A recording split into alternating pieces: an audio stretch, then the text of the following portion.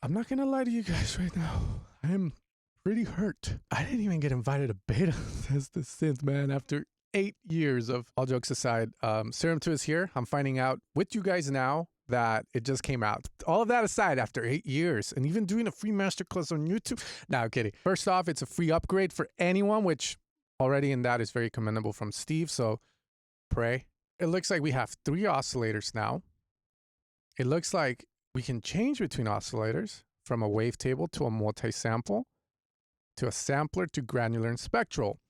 Now, multi-sample, I'm assuming it's going to be like samples that are recorded at different octave ranges so that the sample actually sounds like a goddamn bass pluck by the time you get all the way up and it doesn't sound like a goddamn chipmunk. I mean, we have a bunch of new noises for these guys as well. So if you want like that techno, like Age of Love.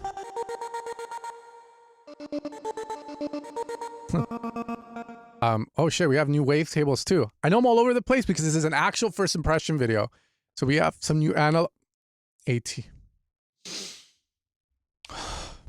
Okay, AT audio temp. Okay. Okay, I see how it is. Okay, we have digital waveforms as well. So the cool thing about, you know, wavetable synthesizers, I tell people, is that they make you sound better than you actually are. And what I mean by that is, yes, you can do all the warps and you can do all that crazy stuff, right? But if you have really good wavetables, like this Mr. Bruce Lee one speaks to me. Mix with them by just grabbing an LFO, going to your wavetable position, and just moving through them like that.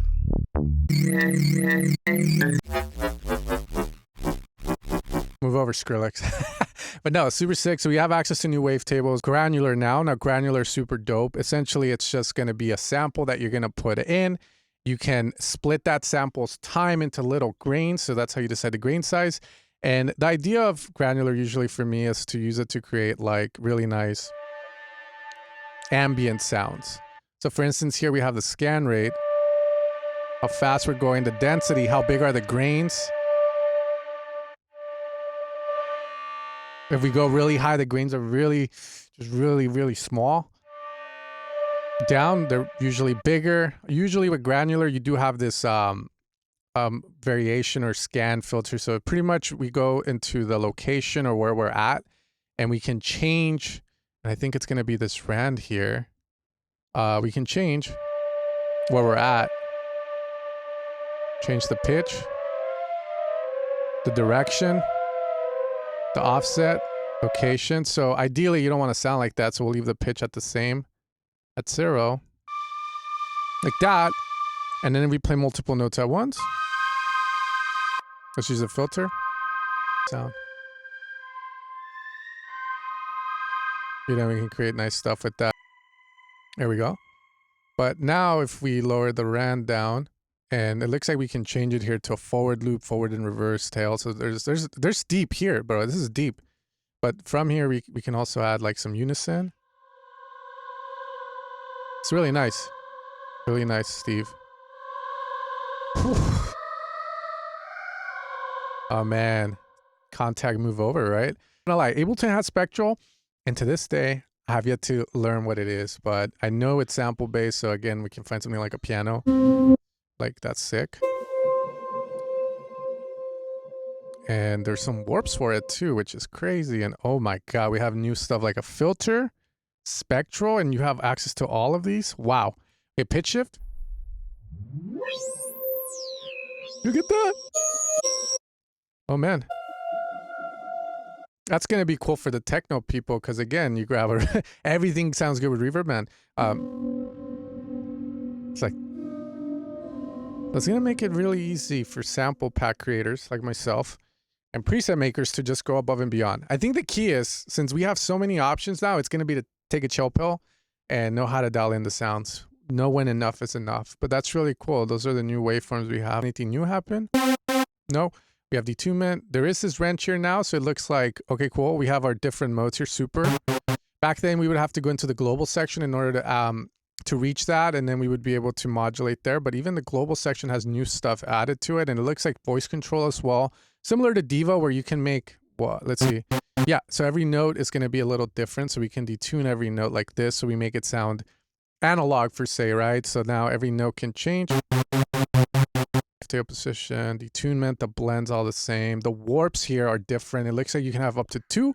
So back then you can only have 1, like a PWM. Thin out the sound, make it sound like someone's getting choked. Stack these guys up to 2.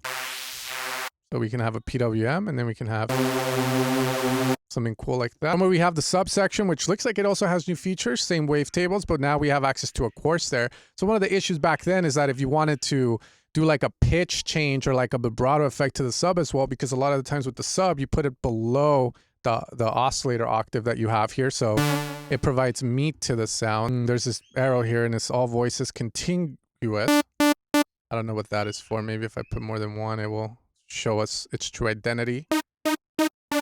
And I'm not too sure if that is based on how detune each voice is, but very interesting. Gonna have to read the manual on that. Do notice that now we have an FM and a PD. I'm assuming PD stands for phase distortion. So one of the big things about Serum back then is that when you used to do FM with it, it wasn't actual FM. It was phase distortion instead, which sounds very similar to FM. So now we can increase the FM ratio there. Okay, now if we go PD, I'm assuming it's gonna sound the same. Slight difference. So we have actual FM now and phase distortion. So we have access to the old FM from Serum here. Serum, now we have the noise section here. It seems like everything is the same. We do have a color feature here, which I saw this. Cool. Noise pitch. I don't know what this is, man. It's scaring me a little bit. I'm assuming it's meant to emulate like when you're playing Call of Duty and you know you're close to the uranium or the radiation, and it's like So that's pretty cool. And we can also stereo it. But it's interesting to me that they call these color. I'm assuming they're just noises, but okay, now we have a filter or noise pitch. So as a sound designer making sweeps for sample packs is going to be a lot easier. We have our noise pan there, and then we have this. Fucking great. Back then I used to hate that Serum didn't have a stereo for the noise, because when I would be making white noises, I would have to add a chorus effect and vice versa. So that's pretty cool. This filter section, now we have 2 parallel, and that is super clutch. The main reason, right, as you guys know, I'm of heavy melodic techno, tech house presets used by some of the best in the scene. Genesee, Space 92, David Guetta, A-Lock, Mal P, James Hype, you guys name it. And one of the things when I was making these bass patches that are in these packs is that I would always kind of hate how I couldn't have, like, let's say a square sub, right? Because I don't believe in a sine sub too much unless you're at a higher key. I would hate how you couldn't have 2 parallel oscillators. For example, here I could have the bass or the square, right, go there and be deep. I like this kind of a sub. 2. And now I'm assuming I can route it to filter 2. And now there I can remove remove the low end out of it. So that way this is the top layer. Now I can have this as -3 and not run the risk of the low end colliding. And we get that. And then finally, if we go into the FX, I'm assuming I can add a filter. We also have new filters that we can play with. So if we go to filter 1, yep, S2 filters, and we have a new one called WSP. And then we have a more for it. Okay, and we have a drive. Now, I don't know what WSP means, but I'm going to assume it's based on the Wasp synthesizer, which is a very loud synth. Okay, because some of the ones, like the German one and then they had the French one. I thought the French one was always the Dave Smith one and the German one was the Moog one, but I know I'm wrong on that. It's just the way I always thought Dave Smith synths with their French filter sounded rather thinnish, the Curtis filter, right? And the German sounded more like whatever those tanks were called from World War II. Okay, we have a DJ mixer, which I'm assuming is going to be the DJM. Okay, so you guys reach the middle and it morphs almost, and this one does nothing. So it sounds like this plugin from Kilohertz called the disperser. So I'm assuming that's what that's doing. I mean, the similarities are too close, right? Sounds very similar to it. So that's the diffuser. So we have access to that. So, you know, competing with the faceplant a bit. We have the MG ladder, which I'm assuming is the Moog filter. We can smooth in it. So I'm assuming that plays with the resonance a bit, or acid one. So if I wanted to make acid, probably lower this. We omit the low end out. So that's cool. We have the acid filter. I don't see anything else that we can mess with. We have an EMS. I don't know what that stands for. But it also can make very nasty acid there. Cool. Key track there. And then what else do we have? MG dirty. And again, it seems like all these filters, right? It's just the way they react when you put the resonance up and how you go from the left to the right and how the drive's gonna interact. So that's pretty interesting. We have PB, SBF. I don't even know what that is. And now we have this. What is that? I don't know what that's for. Oh, and you can write or what? Don't tell me you can draw a damn filter. Okay, let's make something crazy here. Like, I'll just go down. What is it? Go figure, but it looks like we can definitely mess with this. I'm trying to make a phaser. And then from there, comb. We have a second comb, which again was very useful for drum and bass sound design, dubstep sound design. EXP MM. Looks like a notch, but what else am I missing here? Could be a filter from like a very popular analog synth. And then we have a bandpass F. From there to the bottom left, it looks like we have 8 macros now, which is making life for sound designers that care to put mods and macros a lot harder now to fill, but we have access to 8 of those, which I'm assuming the Matrix also got a lot longer. You're going to be able to have more modulations there before it runs out of slots. So that's also pretty cool. Okay, so with the envelopes, it seems like everything is the same. We do have a BPM to an MS. You have BPM, you have your attack, and you can kind of set it to sync values, which is cool.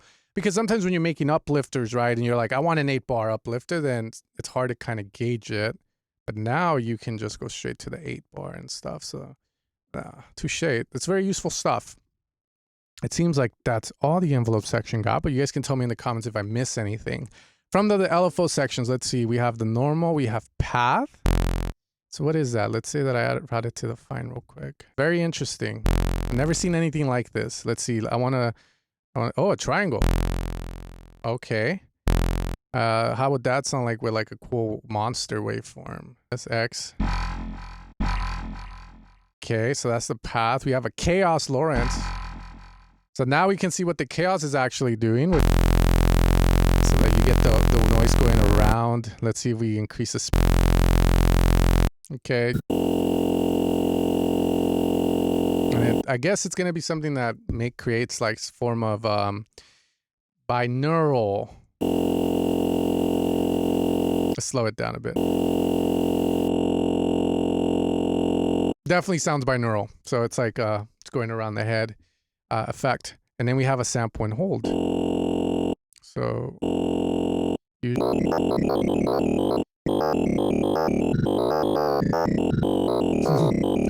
who needs Euro racks, dog? Like $180, man. Now I like sample and holds. Usually we would do that by holding shift and boom, boom, boom, boom. That's what I would call my sample and hold in old Serum. But now we have access to one here, which is really cool for creating intricate effects-based sequences. So super cool. And it seems like that's it when it comes to the LFOs. We do have a mono knob. We still have our rise and our delay and our smooth there. We have our sync. Am I missing anything? I mean, on the right side, we do have, okay, it's something that where we can create waveforms a lot easier than before. So now we have access to that. Now, as I move over to the mix bus, it looks like we have the mix bus for multiple oscillators that we have access to, so we can control the volume here. I wonder if I move this down, if it changes over here, like if I do A here, move down, move this back up. Yeah, they are linked, so that's what that's going to be useful for in case you don't want to go back. We can route our filters here to 1 or 2. We have our filters here with the image of the filter we're using, and we can change it. Okay, so by default, envelope 1 was always routed to the amp, so this is going to pretty much indicate whether this will be affected by that envelope. So if I turn it off, it's just like it's gated. We have our buses here, so We can control the volume of each one. So if we go into the effects, now we have access to 2 buses. So why is that useful? Well, sometimes, you know, you can treat your buses like sends. I'm assuming that's what these are going to be. So if I create here, let's say we go to bus 1 and I want to add a reverb, right? So, right, it looks like, yeah, now bus 1 is a return where I can get rid of that. Right, we get that, but now if I want to add the reverb, we have it in a separate channel. And with the reverb, it looks like we have different modes, vintage. You know, a lot of people used to complain about the Serum reverb not sounding good, so I'm pretty curious what people are going to start to think about the new ones that we have access to, and we have access to a lot of different ones. Basin. And then we have the call. Okay, cool. So yeah, so the buses are going to be essentially like returns that you would use in your DAW, and that's going to be very useful because usually when you would route a reverb, let's say right on top of the sound, the problem with that is that as you approach the mix higher up and up, you eventually swamp the original sound, which sometimes can be a desired effect, but in this situation, it seems like, yeah, you now have a return, so now you don't run into that issue. Super cool. I'm curious if we have access to any new effects. So it looks like we have splitters, reverb, phaser, hyper. The only new ones I see is the Bode. Okay. Okay, so here we have the equalizer, which is looking a lot nicer. So you can gain stage. Okay, next we have the distortion. It looks like we do have some new distortion, soft saturation. We have overdrive, tape saturation. Lesser. In single mode, very nice. Here's below, X high. If we go multi-band, now we have that.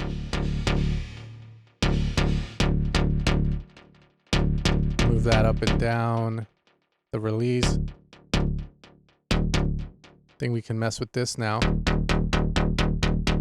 Okay, some new features, and then you can control each volume individually as well. Play, which now we still have the same, and now we have a high quality mode that we can activate.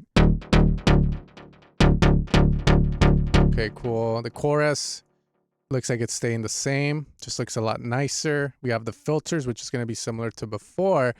So access to a lot of new stuff. The buses will definitely come in handy for adding more depth to the sounds. The thing that caught my eye was at the bottom of Serum, there is a clip and an ARP feature. So one of the big things about Serum is that it never really had an ARP. So okay, and we have this new feature that opens up. I like how it's integrated into the synth. Let's open it up a bit more. So right now it's just a 16th. It looks like I can switch it to 1/32 here. We have a lot of different types of ARPs here.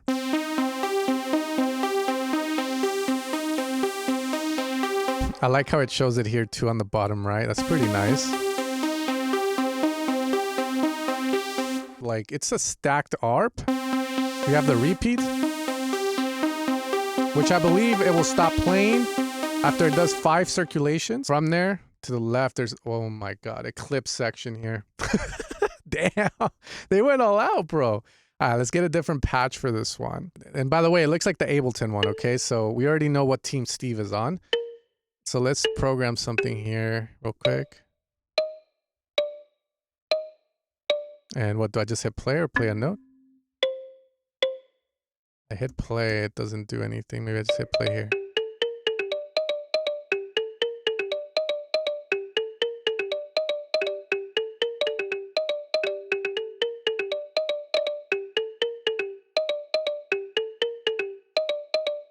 Now, my question is, I'm assuming you're going to be able to route this to different synths. Like, there's probably a way of doing that. So you can definitely create some nice sequences for yourself in Serum. We have poly mode, we have mono mode. And then from there, we can set the length here, it looks like. So if I wanted the 8 or 4 bars, then I can do that here. So just 1 bar. Let's see if we go 4. How are you going to Okay, yeah, you can move to the right. I don't know if that's going to be clutch because, I don't know, usually I'll just do that inside of Ableton, but it's super cool to see that, again, the effort was made to be put into Serum. But a lot of times stuff like this, I'll just go into Ableton, right? But this could be for other people, you know, it's just my style, I guess. Like I like to use the Ableton MIDI node. This does look useful for people that are more out of the box or like to have like a sequencer like this inside of the synth. I have some synths over here, but I never use a sequencer. I never find myself needing to. We have keyboard span. We have different modes here, reverse, so we can reverse it for happy accidents. So if I go 1, so it's like literally a pendulum.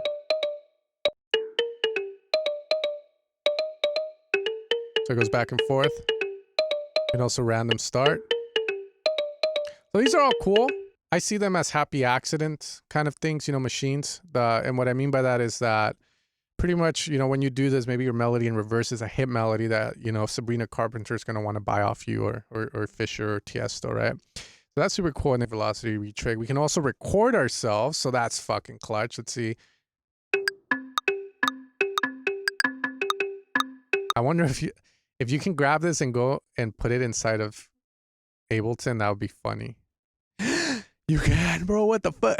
All right. All right. Damn, bro. Like, Steve went all out. It's like, you know, during his time away, like he was on vacation, it seems, because he used to have an Instagram and everyone was just faceplant, pigments. Now the question, now I'm going, who? The crazy thing for me is that you can still open up presets from previous ones because I have been working on a new pack for you guys called All-Star Volume 2, which is a drum and bass pack that sounds proper, doesn't sound OTT to hell. Din. So here we have these sounds. So everything seems to be working on it, and it seems like you can add the new features into it as well. Here we have the mix and stuff. When I first saw Serum 2, I was definitely a little like overwhelmed by all the features that it has, and I'm still gonna say I'm definitely overwhelmed as a sound designer. I'm still gonna use it. It feels like these new features are just new ways for us to do stuff, and if we ever wanted to do something more intricate using buses, now we can do it. But again, it seems to be the same Serum, the same work process as well. Super fun, super dope. So yeah, those are my first impressions on Serum 2. If you have it, then it's a free update and I'm super excited to start getting to work with it. So again, let's thank Steve for making it for free. It does offer you to tip, so make sure you tip something, at least 20 bucks for some, you know, Diet Coke or something, man. Let's try it on this one, FM. Solid. Those are my first impressions on Serum 2. I tried to go through everything that is new. I don't know if I did hit everything, but you guys can tell me in the comments maybe some of the things that I was kind of questioning. But yeah, I'm excited, guys. Like I said, super dope update. Free for you guys, so make sure you check it out. Get through the website. Keep refreshing until you get it. But other than that, you guys have a great rest of your day, and I'll catch you next time for another video. You guys take care, and peace out.